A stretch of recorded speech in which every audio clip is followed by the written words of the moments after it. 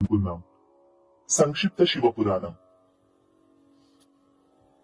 నైమిషారణ్యంలోని మునీశ్వరులు ఒకనాడు రోమహర్షణుని వద్దకు వచ్చి, అయ్యా, మీరు మాకు చాలా విషయాలు తెలియచేశారు, కాని మాకు ఇంకా సంతృప్తి కలుగలేదు. మీరు స్వయంగా వేదవ్యాసుల వారి శిష్యులు. భూత భవిష్యత్ వర్తమాన కాలాల్లో మీకు తెలియనివేమీ లేవు. మాకు శివుని గురించి ఏమీ తెలియదు కనుక శివుని గురించి మాకు వివరంగా తెలియచేయండి అని ప్రార్థించారు. అప్పుడు రోమహర్షణుడు మునులతో ఇలా చెప్పసాగాడు. చాలా కాలం క్రితం శివుని గురించి తెలుసుకోవడానికి నారదుడు తన తండ్రి అయిన బ్రహ్మ వద్దకు వెళ్ళాడు.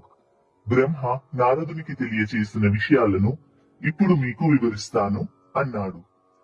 సృష్టి ప్రారంభంలో విశ్వమంతా శూన్యంగా ఉండేది.